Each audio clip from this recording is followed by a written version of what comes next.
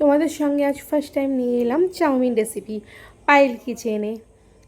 সবাই যেন সেদ্ধ করতে চাপিয়েছি নুন এবং একটু সাদা তেল দিয়ে, কারণ যাতে না জড়ায়।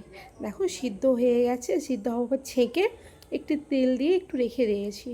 এপাশে কড়াই চাপিয়েছি সব কিছু ফ্রাই করে নেওয়ার জন্য। গরম হোক কড়াইটা, তারপরে তোমাদের সঙ্গে দেখাচ্ছি কি কি করা যায়। একটু মুছে নিলাম, জল থাকলে ফ্যাটফুট করে গায়ে লাগে বলে।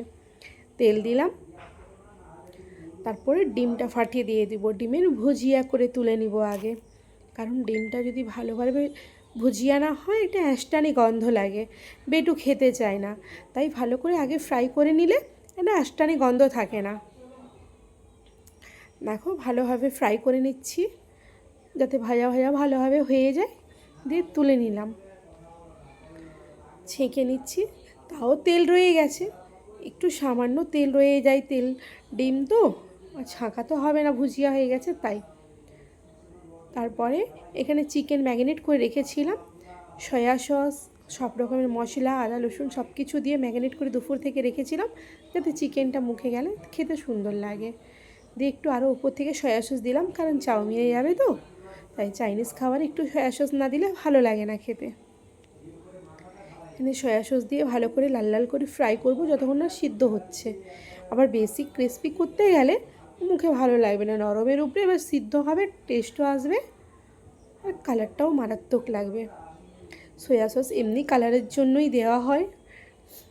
সে দেখলাম যখন সিদ্ধ হয়ে গেছে তুলে নিলাম। এখানে আলু, ফুলকপি, অনেক কিছু ভেজ দিয়েছিলাম, বাঁধাকপি, বরবটি, কাঁচা লঙ্কা, গাজর সব কিছু দিয়ে ভালোভাবে ফ্রাই করে নিলাম।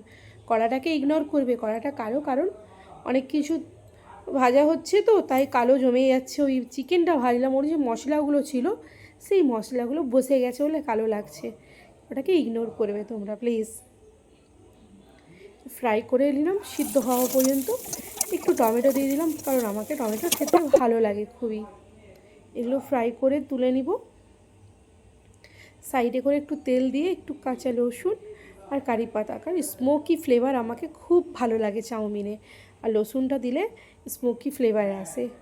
দেখো তারপরে বাঁধাকপিটা দিলাম, বাঁধাকপি তো সঙ্গে সঙ্গে হয়ে যায়, কাঁচা কাঁচাই খেতে ভালো লাগে চাউমিনে ভেজগুলো। সব কিছু ভালোভাবে মেল্ট হয়ে যাক, মশলাগুলো দিলাম। একটু অল্প করে গোলমরিচ দিচ্ছি, বেটু খাবে তাই ঝাল হলে খাবে না। এবার সেই চাউমিনটা দিয়ে ভালো করে নাড়াচাড়া করে নিব। এত বেশি চাউমিন তাই কড়াটা ছোট হয়ে যাচ্ছে মনে হচ্ছে। মশলাটা দিয়ে দিলাম, দিয়ে ভালো করে নাড়াচাড়া করলাম। কেমন হয়েছে কমেন্ট করবে, শেয়ার লাইক কমেন্ট করবে।